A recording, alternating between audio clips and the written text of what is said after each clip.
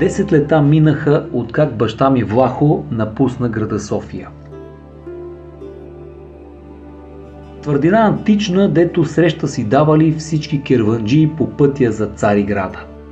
Големи чершии, богати безистени, добра търговия. Така през стария ми баща говореше. Имоти и квартали, казваше, сме имали. Ала речи ми, иди и ти като брат си Спас по-на изток.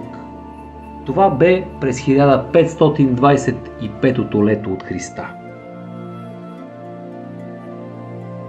Нищо не ме държеше вече в Рагуза, да последвах думите му. И тръгнах към земите на българите, дето преди много векове ни посрещнали и търгували с нас. Минах през разни богати дюкяни и тържища на Видин, Рахово и Силистра. И поех към Шумла. Град красив и голям. Стара твърдина имало, казват, не можело да се превзема. След османците обаче, твърдината я нямаше.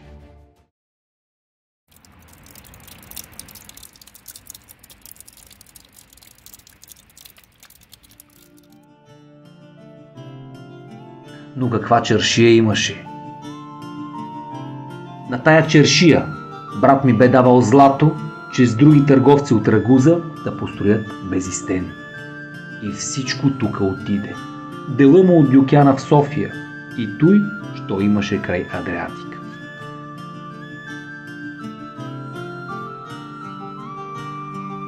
И сега гледам и мисля, заслужавало си е.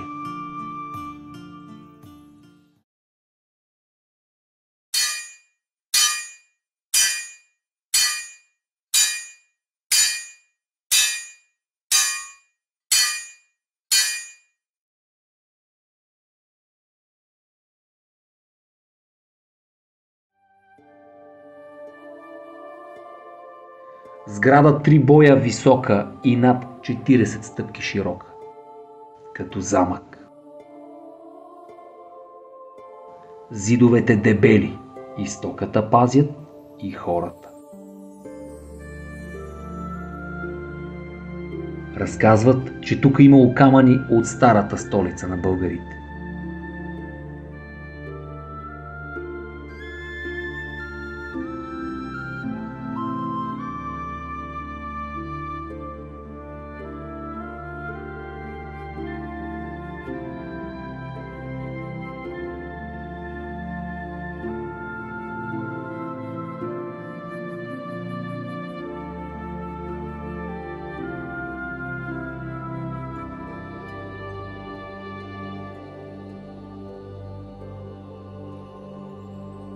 И на този пазар ще разчитам и аз.